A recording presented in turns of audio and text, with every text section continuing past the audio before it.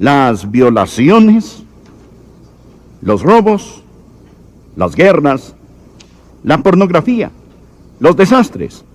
Y cuando lee todo esto, usted nunca ve la palabra pecado. La vida es corta. La muerte es segura.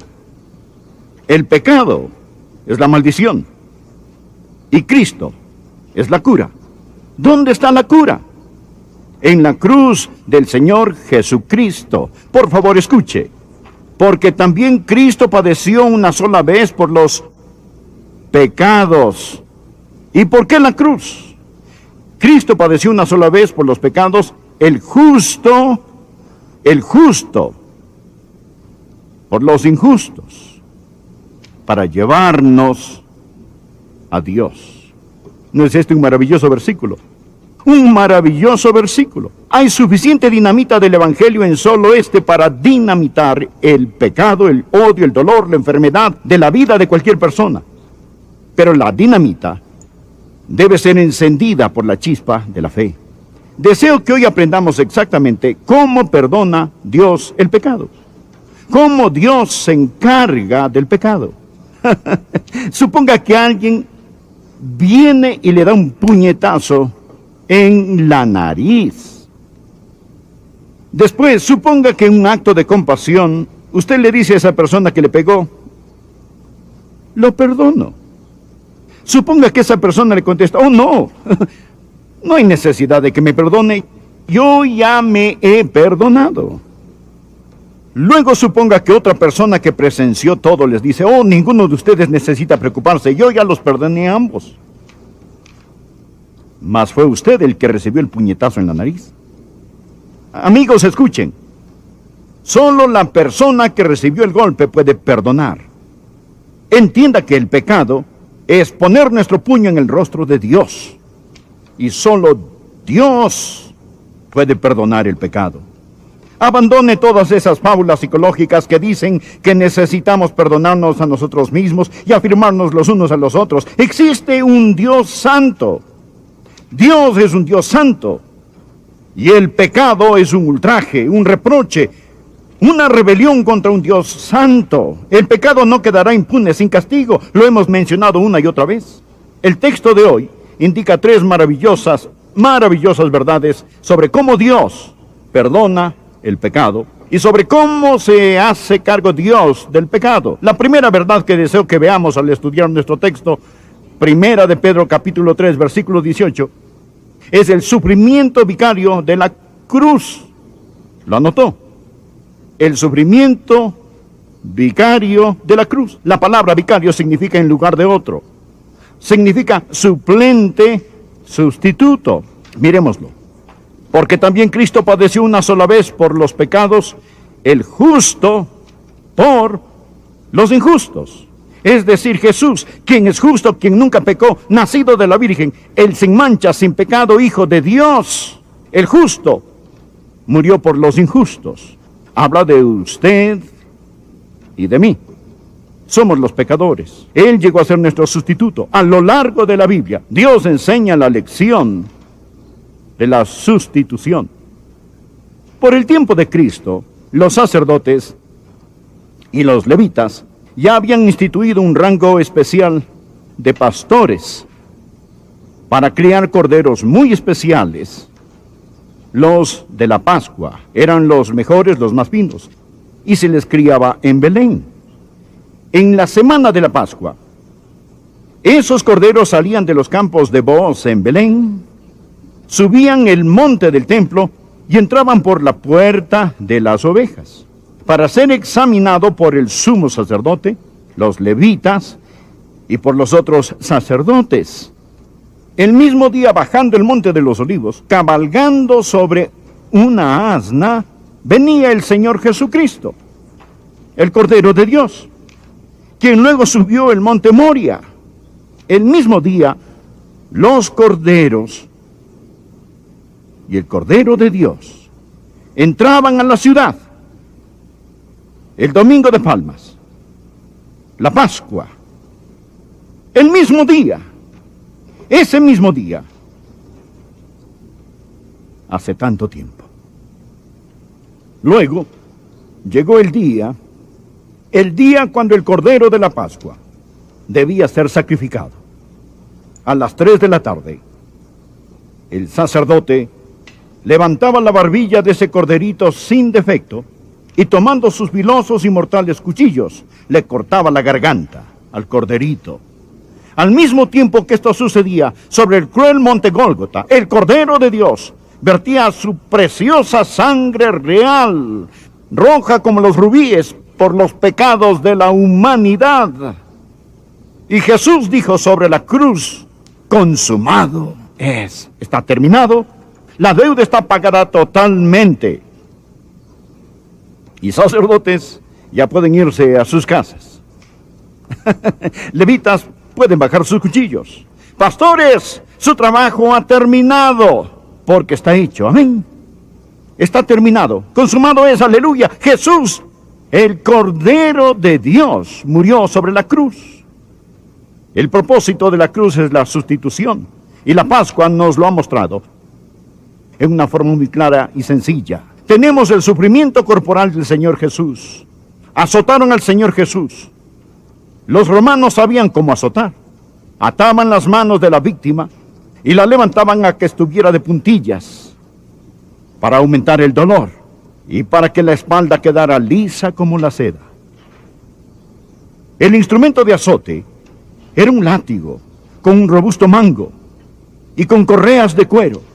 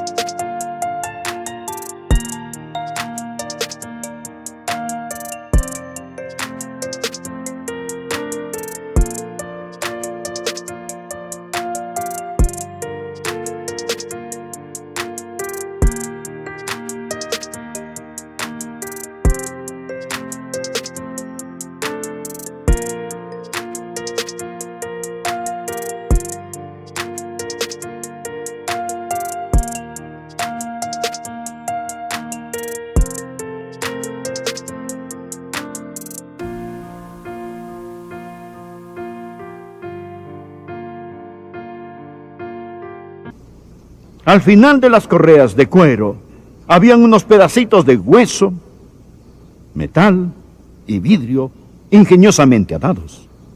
Usaban a 2 azotadores, 2 verdugos. Y al ser estirado el cuerpo de la víctima, uno de los verdugos comenzaba en la nuca y descendía. El otro empezaba en los tobillos y ascendía. En equipo, estos 2 verdugos despellejaban a esa persona, parada y estirada de puntillas. Al enroscarse el látigo alrededor del cuerpo, desprendía un pedazo de carne cada vez que lo jalaban. Estos eran hombres experimentados, que sabían muy bien cómo azotar y desprender la carne de tal forma que los nervios y músculos quedaran expuestos sin sacarle los intestinos. Al soltar a la víctima después de ser azotada, esta caía postrada en el suelo. Los hombres no salían caminando, salían gateando. Por ello la Biblia dice que llevaron a Jesús atado y le entregaron a Pilato. ¿Por qué lo llevaron? Porque estaba demasiado débil para caminar. Por eso después Jesús se tropezaba y caía y no podía cargar la cruz. El abuso físico del Señor Jesucristo. Ellos lo golpearon con sus puños. Luego le dieron una paliza con palos. Por último lo sacaron para la verdadera crucifixión. ¿Conoce usted el por qué los romanos usaban la crucifixión? ¿Sabe por qué usaban la cruz? Hablemos de crueles castigos. La crucifixión tenía como fin el ser cruel. La crucifixión tenía como fin el ser inusual. La crucifixión tenía como fin el inspirar puro terror. Cualquiera que vea una crucifixión decía, sea lo que sea que ocasionó tal castigo, yo no lo haré. Romanos, haré lo que me ordenen, pero no me crucifiquen. De esto se trataba la crucifixión. De esto se trataba la crucifixión. ¿Ha oído la palabra excruciatos? Viene de una palabra latina. Excruciatus. Excruciatus. Y significa salido de la cruz. De la cruz. De esta palabra viene crucifixión. Un tipo de dolor atroz que proviene de la cruz. Un dolor agudísimo. Clavaban las manos de la víctima a la cruz. Ellos separaban los metacarpos, poniendo el clavo aquí, no en la palma de la mano, sino en la muñeca, para que no se cayera de la cruz. Trataban de golpear el nervio del medio, para transmitir el dolor por el cuerpo hasta el torso. Penetraban esos clavos a través de esos nervios. Lo crucificaban con sus brazos en un ángulo de 90 grados. Pero cuando el cuerpo caía, sus brazos quedaban en un ángulo de 65 grados, quedando sus brazos así. Los pies a su vez clavados a la cruz. El peso del cuerpo caía sobre el pecho. Y la persona crucificada comenzaba a respirar con dificultad. Por lo tanto, para poder respirar, la víctima tenía que alzar su cuerpo. Pero para hacerlo tenía que empujar contra los clavos que estaban en sus pies. La persona se encontraba entre la lucha por respirar y el agobiante dolor. Ahí hacía. Y las náuseas, trauma. Y hay un intenso dolor en cada nervio, convertido en un conducto para tal tormento. El individuo permanecía allí un agonizante largo tiempo hasta morir de una muerte atroz, atroz. Hubo la agonía física de la cruz. Hubo la agonía emocional, el sufrimiento emocional de la cruz, como predicamos la semana pasada. No solo Jesucristo bebió la copa, la contaminación del pecado, sino también llevó la corona, el castigo del pecado. Por ello, la copa y la corona nos hablan de la cruz, de Jesús bebiendo la contaminación y recibiendo el castigo. No es el que haya pecado, recuerde, el justo por los injustos, mas Él pagó el precio. ¿Y cuál era el precio? El estar separado del Dios omnipotente, omnipotente. No solo Dios el Padre se separó de su Hijo amado, sino que también en ese momento el Señor Jesús se convirtió en el objeto detestado por el Padre. Y Dios el Padre tuvo que mirarlo como mira a un pecador y tratarlo como trataría a un pecador. ¿Comprende ahora el texto de Pedro? También Cristo padeció una sola vez por los pecados, el justo por los injustos. Este es el sufrimiento vicario de la cruz. El sufrimiento vicario de la cruz. Aquí está la segunda verdad que deseo que observe. Amigo, mi corazón se conmovió tanto al estudiar para este sermón. Quiero que vean la satisfacción vital de la cruz. La satisfacción vital de la cruz. Miremos el texto. Hay una palabra que no quiero que pase por alto. Mírela. Porque también Cristo padeció. ¿Cuál es la próxima palabra? No puede escucharlos. Una vez por los pecados. Por los pecados. Amigo, esto no significa había una vez. Esto significa una vez y para siempre. Significa una vez y para siempre. Al decir Jesús, consumado es, dijo que la deuda quedó cancelada totalmente. Recuerda.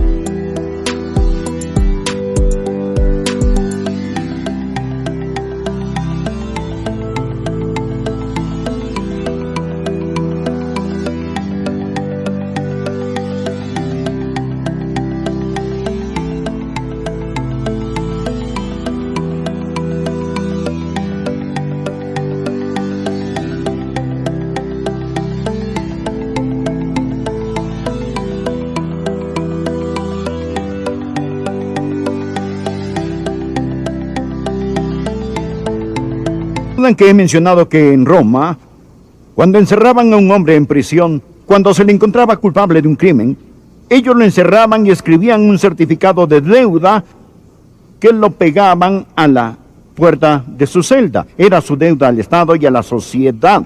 Era lo que su pecado, su crimen había provocado. Se lo llamaba un certificado de deuda y lo ponían en la puerta de su celda. Después de servir su tiempo, pagar la pena y satisfacer las deudas de la ley, entonces escribían sobre este certificado de deuda pagado en su totalidad y se lo entregaban al prisionero. ¿Sabe cuál era la palabra que escribían sobre este papel? Tetelestai. ¿Sabe lo que significa? Consumado es. Consumado es. Está cancelado. Ese hombre no tendrá que regresar a prisión otra vez. Nunca volverá a estar en peligro o será arrestado por el mismo crimen. Si lo acusaban, podía decir: sí, lo cometí, pero yo pagué. Está consumado. No pueden llevarme 2 veces por el mismo crimen. Esto es lo que dice que Jesús padeció una sola vez por los pecados, y qué blasfemia es decir que necesitamos otro sacrificio por los pecados. Hebreos 10, de los versos 12 al 14. Pero Cristo, habiendo ofrecido una vez para siempre un solo sacrificio por los pecados, se ha sentado a la diestra de Dios. De ahí en adelante, esperando hasta que sus enemigos sean puestos por estrado de sus pies. Escuchen esto: porque por una sola ofrenda hizo perfectos para siempre a los santificados. ¡Aleluya! Este es el porqué de la seguridad eterna. Sabía que si pudiera perder la salvación después de haberse salvado, lo cual no es posible, pero supongamos que pudiera perder su salvación. Para que pudiera salvarse nuevamente, Jesús tendría que morir otra vez. Verá, cuando Jesús murió, fue solo válido para una salvación, porque con una sola ofrenda hizo perfectos para siempre a los santificados. Jesús dijo: consumado es, cancelado, pagado totalmente. No hay nada que se pueda hacer ni que necesite hacer. Existe el sufrimiento vicario de la cruz, la satisfacción vital de la cruz. La Biblia dice en Isaías 53:11 que Dios el Padre verá el fruto de la aflicción de su alma y quedará satisfecho. Dios está satisfecho con lo que Jesús hizo sobre la cruz. La deuda del pecado está pagada. ¡Aleluya! La tercera verdad que deseo que vea: no solo el sufrimiento vicario de la cruz,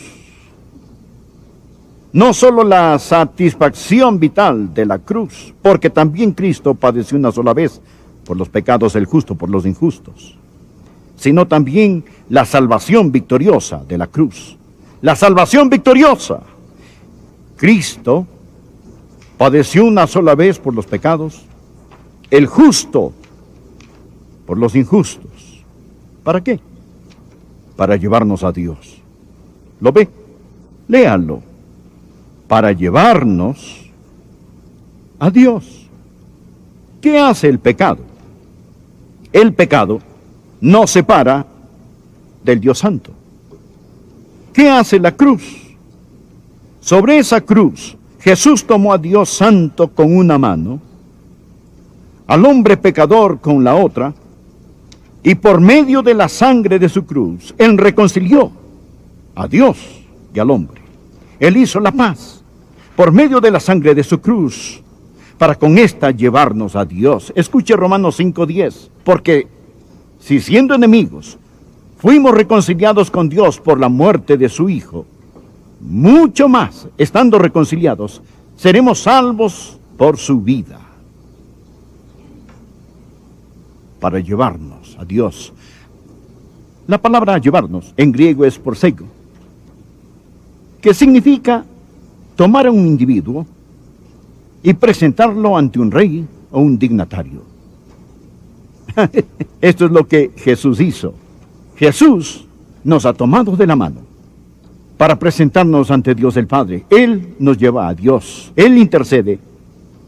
Padre, estos son míos. Yo los compré con mi sangre sobre esa cruz. ¿Lo anima usted? A mí sí me anima. El rey David en el Antiguo Testamento tuvo un hijo, su nombre era Absalón. Y Absalón se rebeló contra su padre. Había una mujer en el reino que le dijo a David, usted necesita hacer algo para reconciliarse con su hijo, para que él regrese, para traer a su hijo. Pero David no lo hizo. Dicha mujer le dijo, rey David, usted no está actuando como Dios actúa. Por favor, anote este precioso versículo en el margen de su Biblia. Es un increíble versículo. Segunda de Samuel 14:14. Esto es lo que esa mujer le dijo a David. Porque de cierto morimos. Y somos como aguas derramadas por tierra, que no puede volver a recogerse. Ni Dios quita la vida, sino que provee los medios para no alejar de sí al desterrado. ¿No es este un gran texto evangelístico del Antiguo Testamento?